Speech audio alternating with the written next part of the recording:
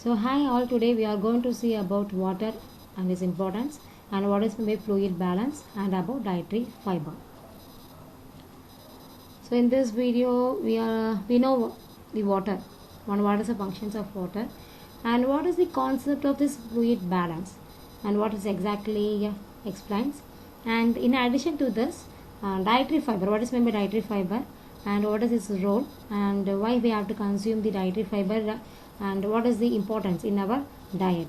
These are things I'm going to discuss in this video. So we all know water. So it is nothing but chemically H2O, two molecules of hydrogen combines with one molecule of oxygen. So we are consuming water. So we know even from childhood, from the school days, the functions of water. So water transports nutrients, water maintains body temperature, and water removes the toxins and waste. It acts as a lubricant. So we all know the functions of this water already from the school days.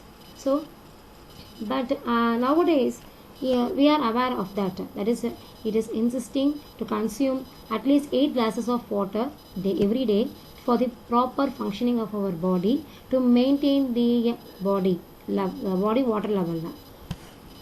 So do you know how much percentage of our body is made up of water? It's a 60% or 70% or 90%.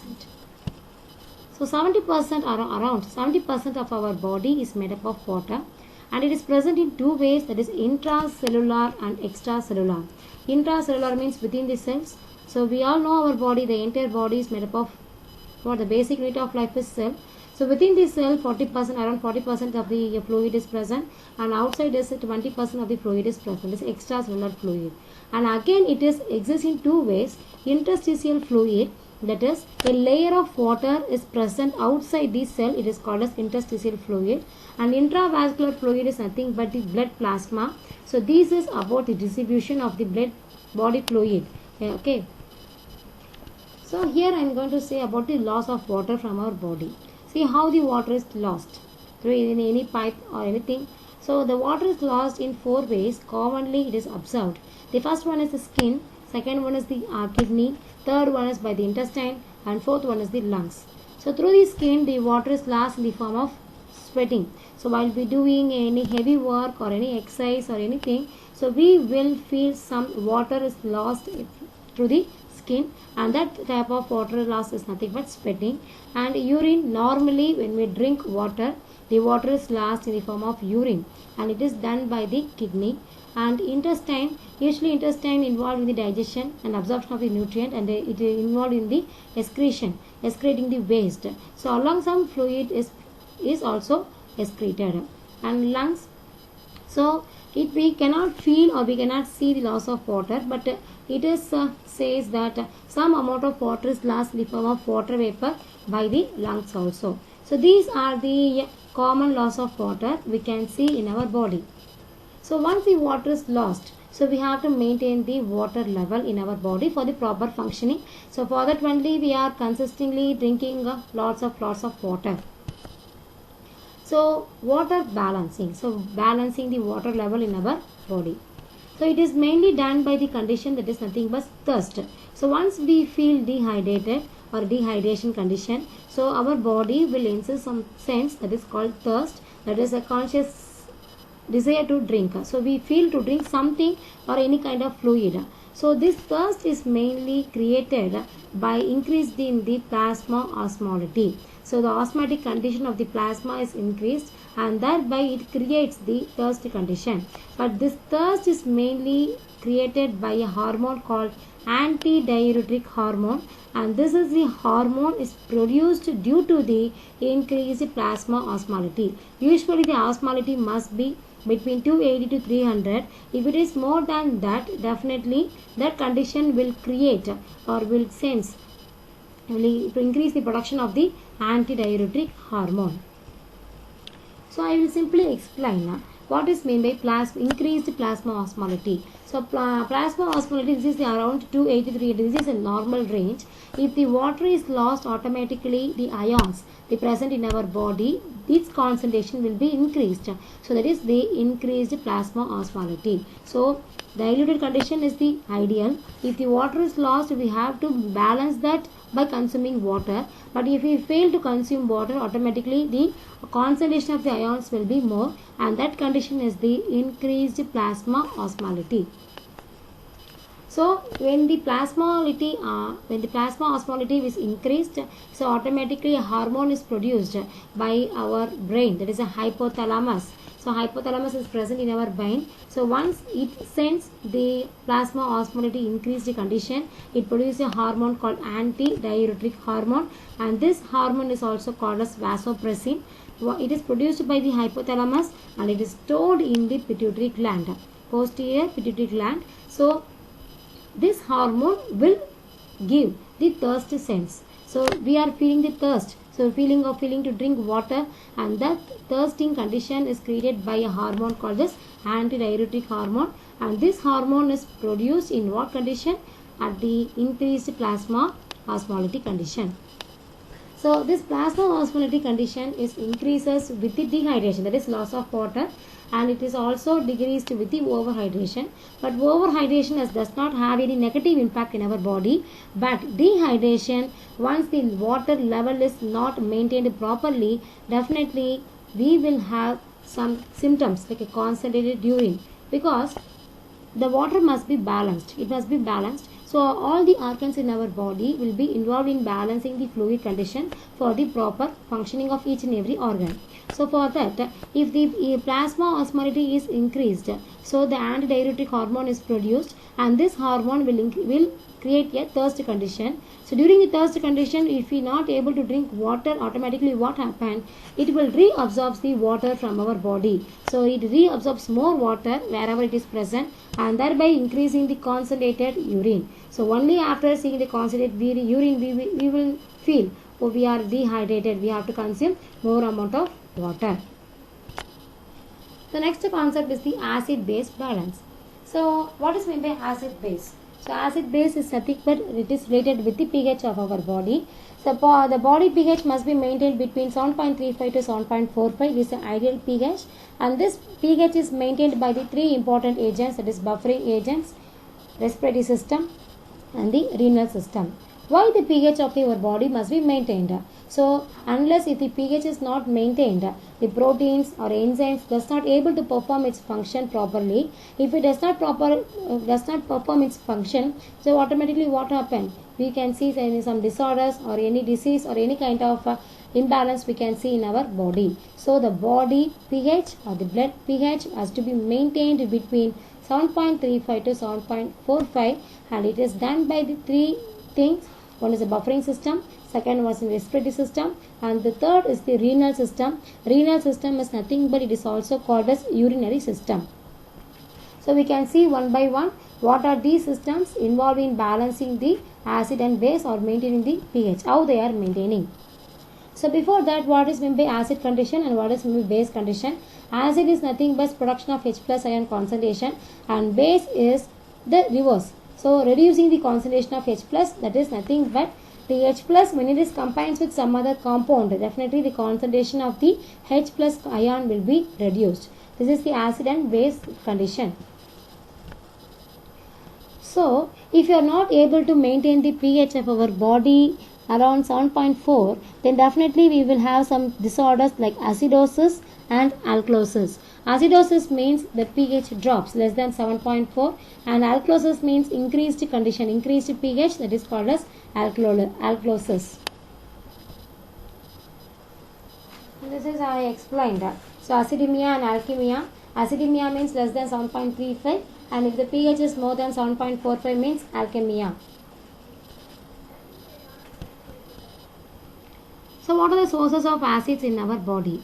So we all know carbon dioxide and water is produced during the metabolism of carbohydrate fat and protein. So all the metabolisms ends in the production of carbon dioxide and water. So this carbon dioxide and water combines to form the carbonic acid, and this acid, carbonic acid, is a volatile acid, and there are some fixed acids are also produced in our body, and like there are sulfuric acid, phosphoric acids, and some other organic acids, and all these are produced during the oxidation or the metabolism of the amino acids, phospholipids, and nucleic acids, etc.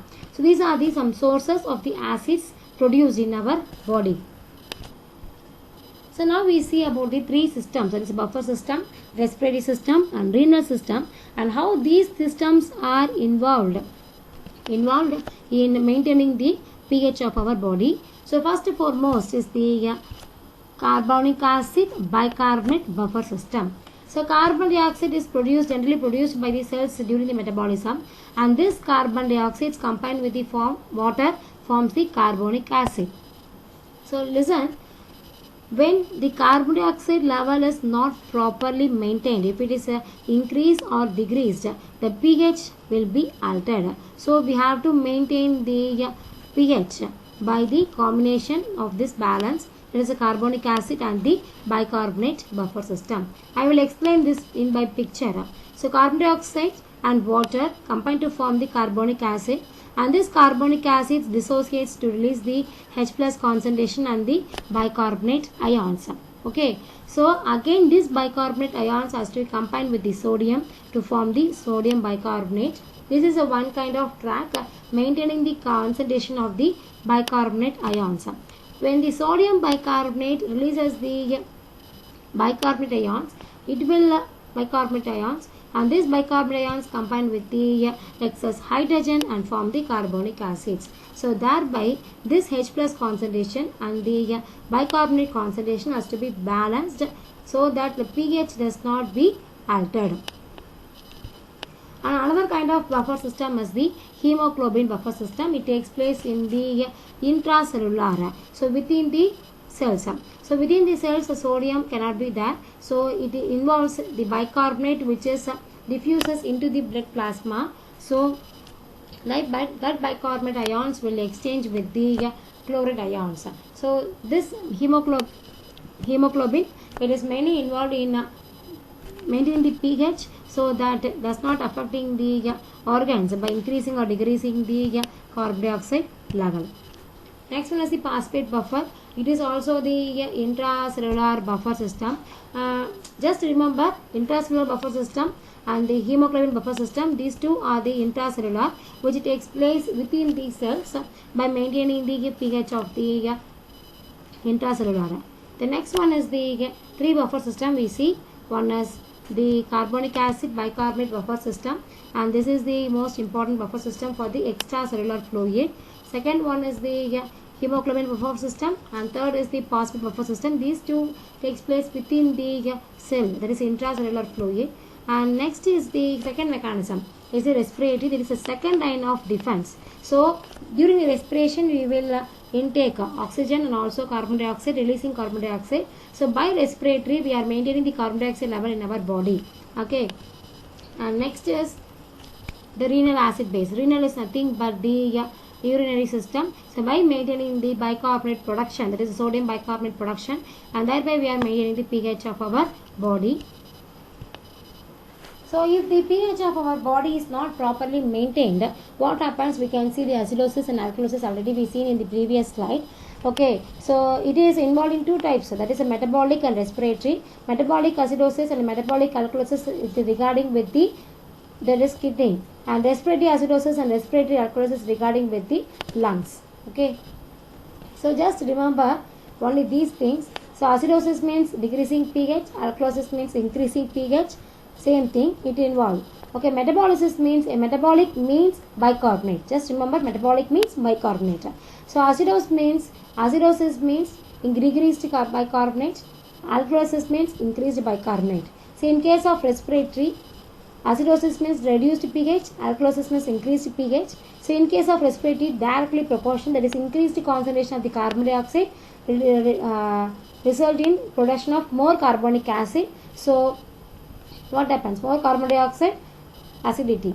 Less carbon dioxide, alkalinity. In simple, you can remember in the term Rome. Rome means respiratory means opposite and metabolic means equal. So respiratory, so pH, if it is pH is more, less carbon dioxide, pH is less, more carbon dioxide.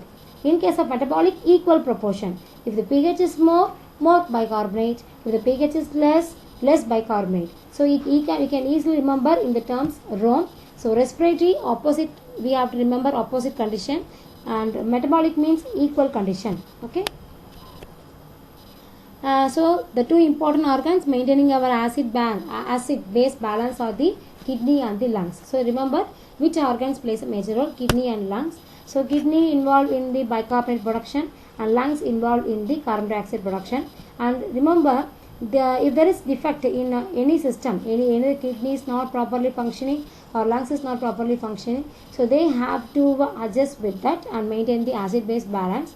But with regard that, the lungs will be able to balance the pH within a minute. So within a minute the lungs can able to maintain the pH, whereas kidney it takes even days to maintain the pH of our body. So these are the things we have to keep in remember about the acid base balance or the body fluid balance in our body. So next concept is the dietary fiber. So dietary fiber, I think it's a type of a carbohydrate that cannot be digested by our enzymes. That's it. The carbohydrate which is not digested by our enzyme is the dietary fiber. It is a highly present in cereals, fruits, vegetables. So what is the importance of this dietary fiber? And before that, there are two forms of dietary fiber, that is soluble in water, insoluble in water. Both are in some other way it is highly benefited to our body. It is actually important. The main role is it reduces the type 2 diabetic. Type 2 diabetic, there are two types of diabetics. Diabetic 1, diabetic 2. Diabetic 1 is when the body not able to produce the insulin. Insulin, if it is not able to produce insulin production, if it is stops, then it is then it's a type 1 diabetic. Type 2 diabetic means less concentration of the insulin production. The person has less ability or less production of insulin, so that is called as type diabetic, and that type diabetic can be controlled by the dietary fiber. And these are the sources: oats, beans, fruits. So these are the sources of the dietary fiber. The most important function is bowel movement. For easy excretion purpose, dietary fiber must be high in case in our diet. So it maintains the bowel movement. Bowel means easy excretion process. That is, a constipation can be prevented by increasing the dietary fiber in our normal diet, and also a healthy weight we can increase, and also the colorectal cancer. So it can be rectified when we have more amount of dietary fiber in our body. And these are some of the benefits of this dietary fiber. Just go through it. The main thing is it prevents the constipation purpose, and also it prevents the cholesterol level in our body. It prevents the heart disease. So dietary fiber is most important, and we have to remember the importance of this, and we have to increase the sources of dietary fiber in our normal diet. Okay, for the better performing of our body.